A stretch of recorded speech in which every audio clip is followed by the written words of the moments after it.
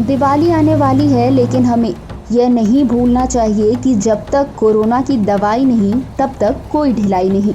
Lockdown के बाद पूरा देश अनलॉक हुआ है। तय गाइडलाइंस के तहत दुर्गा पूजा संपन्न हुआ।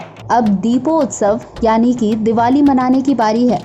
दिवाली में आमतौर पर सिर्फ दिए ही नहीं जलाए जाते, बल्कि इस दौरान जमकर पटाखे फोड़े जाते हैं और आतिशबाजी की जाती है। लेकिन इस बार ऐसा हुआ तो लेने के देने पड़ सकते हैं। पटाखे न सिर्फ पर्यावरण के लिए घातक है, बल्कि इससे कोरोना के रोकथाम की मुहिम में भी पानी फिर सकता है। वहीं आज के युवा कोरोना के खतरे को जानते हैं और समझते हैं। इस बात को भी समझते हैं कि इस बार हर साल की तरह दिवाली नहीं मनाई जा सकती है।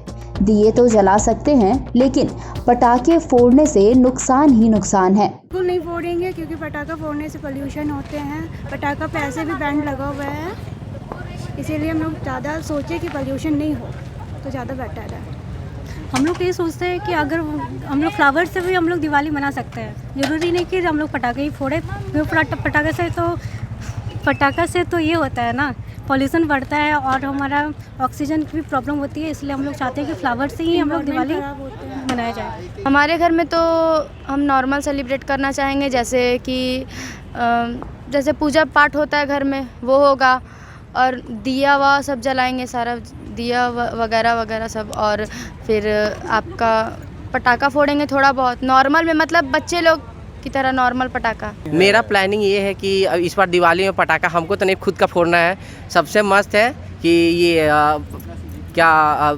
मिठाई लाना, और घर में सजावट वाला ये जो लड़ी होता है वो भी इंडियन लड़ी, ऐसा नहीं कि चाइनीज वाला, वो ला के सजावट भरा करके उसके बाद दीप जला के दिवाली हम लोग मनाना। और पर्यावरण पर काम करने वाली संस्था centre for environment and energy development की अंकिता बताती है कि दिवाली में पटाखों और आतिशबाजी का पर्यावरण में बहुत बुरा असर पड़ता है।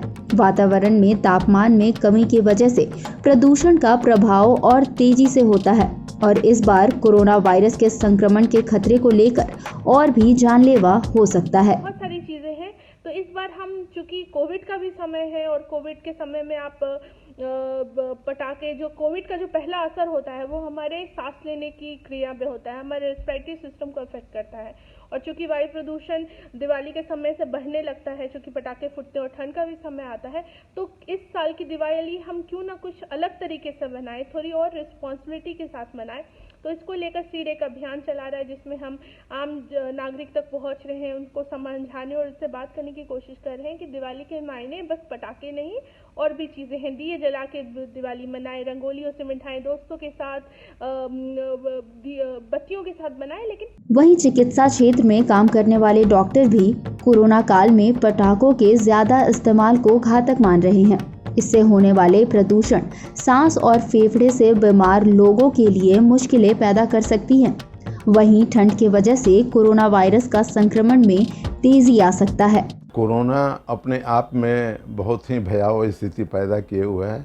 अभी रफ्तार थोड़ी कम हुई है, परंतु जो ठंडा जैसे बढ़ेगा, कोरोना का फिर से जो है सक्रिय होने की संभावनाएं हैं। काफ़ी जो है शरीर पर प्रदूषण का प्रभाव पड़ता है, खास करके पटाखों से।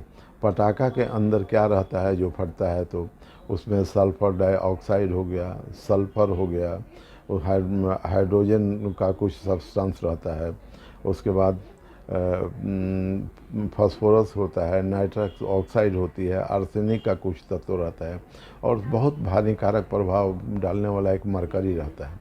जब ये वायु में जलाया जाता है तो ये वायु में जो है इसका घनत्व तो काफ़ी बढ़ जाता है, और घनत्व बढ़ने के कारण ये लोगों को श्वास के साथ ये फेफड़े में जाता है, और फेफड़े में जाने से जिन लोगों का नहीं भी कोई रोग है, फेफड़ा से संबंधित, लंग से संबंधित, दमा से संबंधित, उनको भी सांस लेने में दिक्कत, सर्दी, खांसी, छींक, और बाद में चल कर के इसका टॉक्सिक पार्टिकल की वजह से, मरकरी के और जो है सल्फर डाइऑक्साइड की वजह से, नाइट्रिक ऑक्साइड की वजह से आपको लीवर हो गया, किडनी हो गया, ब्रेन हो गया, इसमें भी प्रभाव पड़ने लगता है। दिवाली का वैज्ञानिक महत्व है। इस त्योहार में करंज के तेल का इस्तेमाल होता है। पंडित रामदेव पांडे का कहना है कि पर्यावरण के हितों को ध्यान में रखते हुए सभी को दिवाली का पर्व मनाना चाहिए। पहले पटाखा नहीं था, पहले क्या था? पहले था करंज का तेल।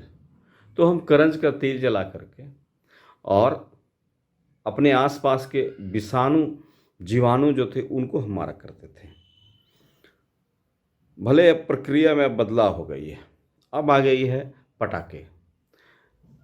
तो दीपावली में पटाखा छोड़ना चाहिए, ठीक है। हम उसकी जो है कैपेसिटी थोड़े कम आवाज़ के पटाखे छोड़ें, छोटे छोटे पटाखे छोड़ें, जिससे हमारा पर्यावरण दूषित ना हो।